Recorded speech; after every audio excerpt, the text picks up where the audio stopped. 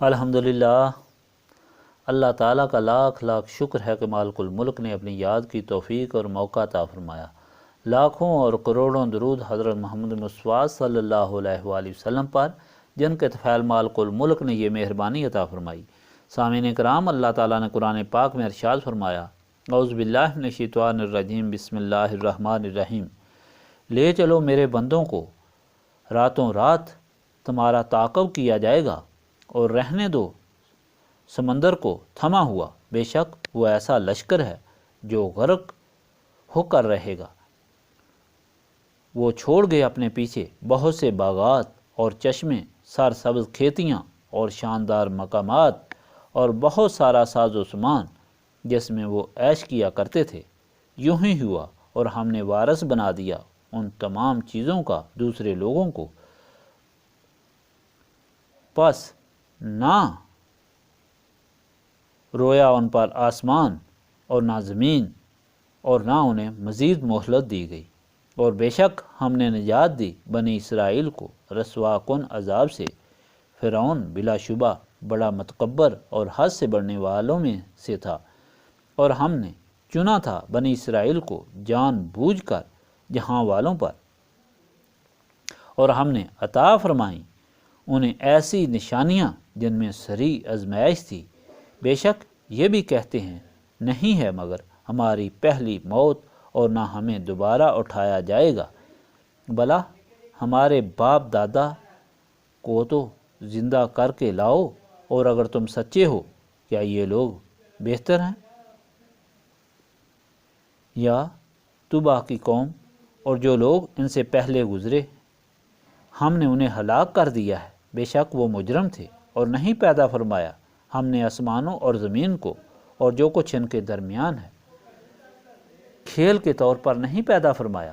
ہم نے آسمان اور زمین کو مگر حق کے ساتھ، لیکن ان میں سے اکثر نہیں جانتے۔ یقیناً فیصلہ کا دن سب کے لیے مقررہ وقت ہے، جس روز کوئی دوست دوسرے دوست کے کام نہیں آئے گا، اور نہ ان کی مدد کی جائے گی سوائے ان کے جن پر اللہ تعالیٰ نے رحم فرمایا۔ بے شک وہ سب پر ہمیشہ غالب رہنے والا ہے۔ پچھلے فرمان میں آپ سن چکے ہیں، اللہ تعالیٰ نے اپنی کتاب قرآن پاک کے متعلق فرمایا کہ یہ کتاب اللہ تعالیٰ مالک و خالق رب العالمین وحدہ لا شریک کی طرف سے ہدایت ہے، اور یہ نازل بھی لیلۃ القدر میں کی گئی، جو بہت ہی مبارک وقت ہے، جس میں ہر چیز کا فیصلہ اللہ تعالیٰ کی طرف سے کیا جاتا ہے، یعنی موت، زندگی، رزق۔ اللہ تعالیٰ نے فرمایا کہ اللہ تعالیٰ نے یہ ہدایت سمجھانے اور ڈرانے کے لیے بھیجی، کیونکہ اللہ تعالیٰ کی ربوبیت کا تقاضا ہے کہ وہ ہدایت کا انتظام کرے، اور یہ ہدایت حضرت آدم سے لے کر نبی پاک صلی اللہ علیہ وآلہ وسلم تک دی گئی۔ یہ منکرین تمام گزشتہ حالات سے واقف ہونے کے باوجود منکر ہوئے، جن پر اللہ تعالیٰ کا عذاب ان پر نازل ہوا قحط کی شکل میں، اور یہ سردار مردار کھانے پر مجبور ہو گئے۔ ابو سفیان نے حضور پاک صلی اللہ علیہ وآلہ وسلم کی خدمت میں دعا کے لیے عرض کی۔ حضور پاک صلی اللہ علیہ وآلہ وسلم نے دعا فرمائی، اللہ کریم نے مہربانی فرمائی، بارش سے مردہ زمین زندہ ہو گئی، مگر ساتھ فرمان نازل ہوا کہ اللہ کی مہربانی فرمائی ہوئی بارش سے مردہ زمین زندہ ہو گئی، مگر ساتھ فرمان نازل ہوا کہ یہ لوگ مہربانی کے بعد پھر اسی طرح منکر ہو گئے۔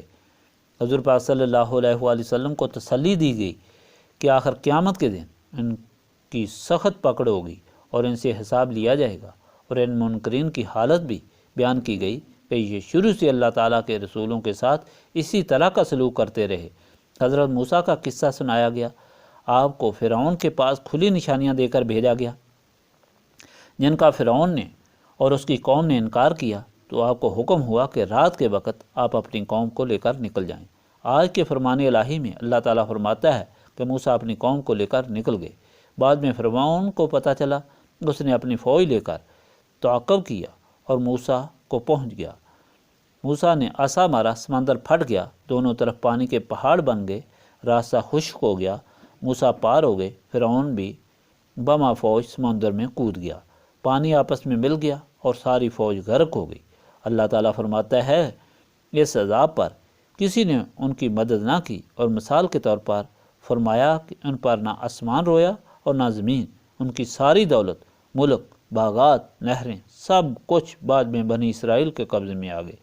اللہ تعالیٰ فرماتا ہے کہ اے تکبر و غرور کرنے والو، مکہ کے رہنے والو، اللہ تعالیٰ کے پیارے رسول صلی اللہ علیہ وآلہ وسلم کے ساتھ ایسا سلوک کرنے والو، تمہارا بھی انجام تباہی اور بربادی ہوگا، اور مکہ اور مدینہ میں نہیں بلکہ ہر طرف اللہ تعالیٰ کے اس رسول کی فرما برداری ہوگی۔